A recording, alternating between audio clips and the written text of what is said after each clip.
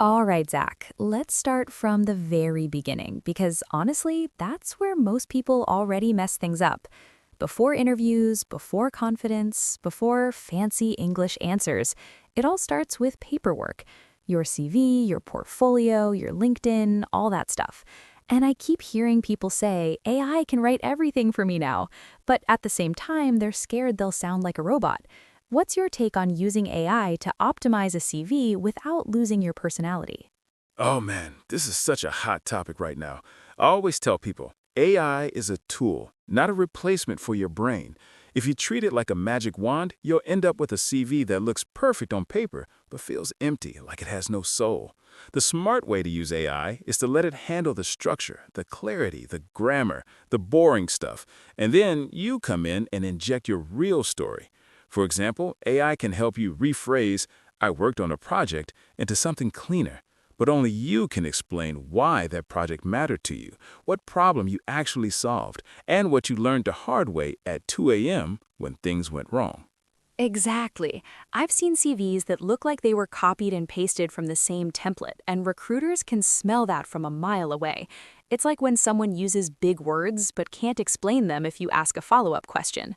I think AI should be more like a mirror.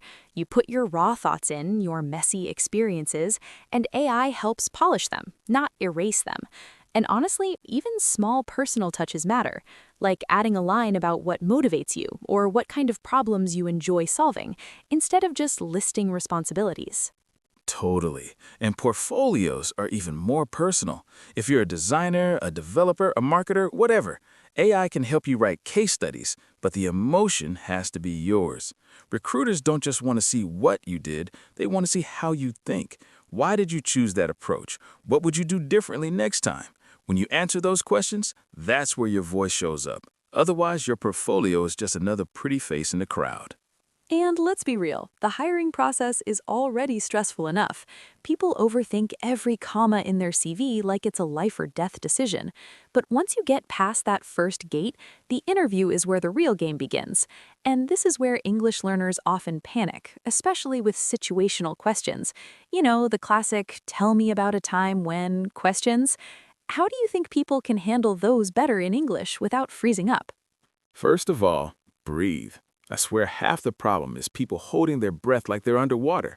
Situational questions are not about having a perfect story. It's about showing how you think under pressure. I always recommend a simple structure: situation, action, result. But don't turn it into a robotic checklist. Speak like a human. You can say things like, "Honestly, at first I wasn't sure what to do," or, "To be frank, I made a mistake there." That kind of honesty actually builds trust. And if your English isn't perfect, that's okay. Clear and sincere beats fancy and fake every single time. I love that you mentioned honesty because so many people think interviews are about pretending to be flawless. But interviewers aren't looking for superheroes. They're looking for someone they can work with on a random Tuesday when everything is on fire. Showing soft skills in English doesn't mean using big emotional words. It means listening carefully, responding thoughtfully, and maybe even asking a smart follow-up question. That shows confidence without arrogance. Exactly. Soft skills show up in small moments, like how you handle silence, how you clarify a question instead of guessing, or how you talk about conflict without throwing someone under the bus. You can say things like, "We had different opinions, but we talked it through," instead of, "My teammate was wrong." That kind of choice of words says a lot about your maturity. And honestly, using simple phrases like, "from my perspective," or "what I learned from that experience," can make your English sound natural and professional at the same time. And there's also the fear of not understanding the question fully. I always tell people it's completely okay to ask for clarification.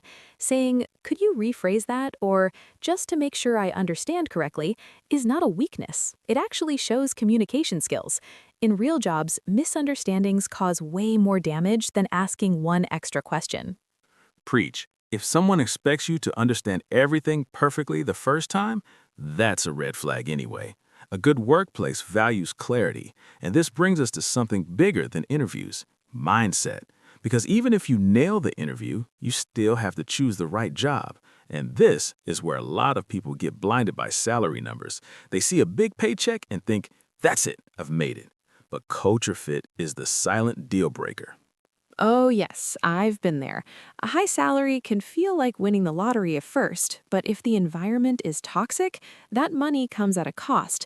Your mental health, your energy, your weekends all slowly disappear. I think people should ask themselves, do I like how these people talk to each other? And can I imagine myself growing here? Not just how much will I earn? Exactly. Culture fit doesn't mean everyone has to be your best friend, but it does mean shared values. Do they respect boundaries? Do they encourage learning? Do they punish mistakes or treat them as lessons? During interviews, you're also interviewing them, even if it doesn't feel like it. Pay attention to how they answer your questions. If they dodge topics like workload or growth opportunities, that tells you something. And sometimes people ignore those signs because they're desperate for a job, which is totally human. But even then, mindset matters. You can take a job as a stepping stone without emotionally locking yourself into it forever. Knowing why you're choosing a role gives you power. You're not just reacting, you're deciding. That's such an important point. A job doesn't have to be the one, it can just be the next one. As long as you're learning, building skills, and staying aware, you're moving forward. And when you choose based on environment, not just money, you're more likely to stay motivated long enough to actually grow. So, if we had to sum up this whole hiring process in a very human way, I'd say use AI wisely, but don't hide behind it. Speak honestly in interviews, even if your English isn't perfect, and choose a workplace that fits who you are, not just what you want to earn. That combination already puts you ahead of a lot of people. Absolutely. Careers aren't built overnight, and they're definitely not built by copying someone else's path. The more self-aware you are during the hiring process, the smoother the journey becomes. And honestly, once you land the job, that's when the real challenge and growth actually begins. Yeah, getting hired is just the door opening. What happens after you walk in, how you grow, communicate, and survive long term, that's a whole other story. And that's exactly where we'll pick up next time.